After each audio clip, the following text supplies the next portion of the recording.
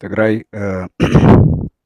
ወደ ጦርነት የምትመለስበት ጊዜ በጣም እየቀረበ መጥቷል።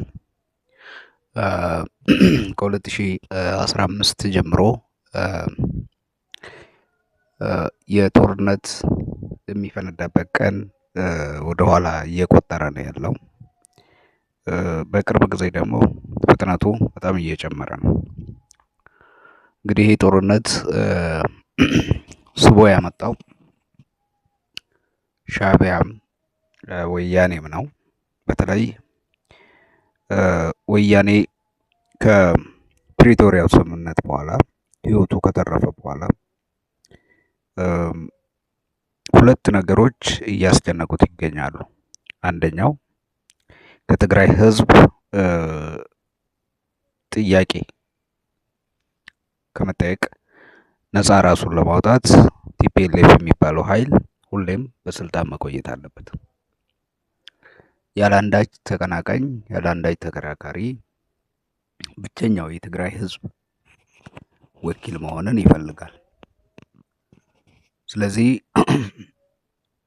አሁን የፌዴራል መንግስት በተለያየ ጊዜ የፕሪቶሪያ ስምምነት እንዲፈጸም ተፈጻሚ እንዲሆን የሚያደርገውን እንቅስቃሴ በማስተጓጎል የተለያዩ ምክንያቶችን በመደርደር እስካሁን እንዲቆይ አድርጓል። እንግዲህ የፕሪቶሪያ ስምምነት በዋነኛነት ካስቀመጣቸው ጉዳዮች ውስጥ አንዱ የህወሓት ቲዲኤፍ ኃይል ትጥቅ እንዲፈታና ወደ ነበረበት ህይወቱ እንዲመለስ የሚል ነው።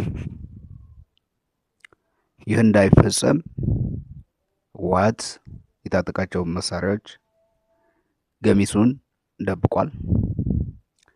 ገሚሱ ደግሞ ጥቅም የማይሰጥና የተሰባበረ መሳሪያ ነው። ይህንን የተሰባበረውና አገልግሎት መስጠት የማይችለው መሳሪያ በማቅረብ ዲስአርመመንቱ ተካሂዷል ለማለት ጀምሮ ነገር ግን ተፈጻሚነት ሳይኖረው እስከ ዛሬ እንዲጓተት ምክንያት ሆኗል ማለት ነው። ይሄ ነው ቲፒኤልኤፍ ሰራዊት የሚፈታ ከሆነ ሰራዊቱ ትጥቅ የሚፈታ ከሆነ የፖለቲካ ፍላጎቶቹን የሚያስፈጽምበት ኃይል አይኖረውም። ስለዚህ ያ ኃይል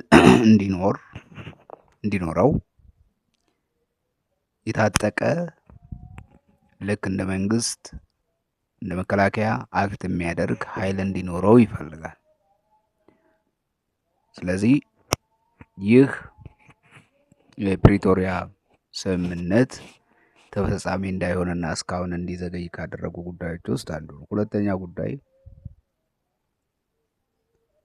ተፈናቃይ ወደ ነበረበት እንዳይመለስ እንቅፋትም ሆኗል። ይሄም በፕሪቶሪያ ስምምነት ላይ ያሌለ ምክንያትን አስቀምጦ ተፈናቃዮች ወደ ነበሩበት ቦታ እንዲመለሱ ኃላፊነት የተጣለው በፌዴራል መንግስቱ ላይ ሆኖ ሳለ ጥበቃ ማድረግ ያለበት የፌዴራል መንግስቱ ሆኖ ሳለ የአከራካሪ የሆኑ ቦታዎችን በነበረበት ከጦርነቱ በፊት ወደ ነበረበት የትግራይ አስተዳደር ስር እንዲገባና በኃይል ያንን ቦታ በቲፒኤልኤፍ ቁጥጥር ስር እንዲውል በማድረግ ይሄንን ምክንያት በማምጣት እስካሁን ከወልቃይትና ከራያ አካባቢ የተፈናቀሉት ተጋሩያን ወደ ነበሩበት ቦታ እንዳይመለሱ እንቅፋት ሆኗል። ይሄ በተለያየ ጊዜ ሞክሮት የታጠቁ ኃይሎችን ይዞ ሙሉ የትግራይ አስተዳደርን ይዞ ለመግባት ብዙ ጊዜ ሞክሮ አልተሳካለትም። እንደ መከራከሪያ የሚያቀርበው አንዱ ይሄንን ሆኖም በፕሪቶሪያው ስምምነት ይሄ ጉዳይ የፌዴራል መንግስቱ የሀገሪቷን ህገ መንግስት መሰረት አድርጎ ህዝበ ውሳኔ ተደርጎበት አጨቃጫቂ የሆኑት እነኚህ ቦታዎች በሀገራችን ህገ መንግስት በፌዴሬሽን ምክር ቤት ሪፈረንደም ተደርጎ ውሳኔ እንዲወሰን ነው የፕሪቶሪያው ስምምነት የሚያስቀምጠው። ይሄንን ቲፒኤልኤፍ አይቀበለውም። ለምን? እቺ መጫወቻ ጉዳይ ነች። እቺ መጫወቻ ነጥብ ነች። ለምንድነው እሱ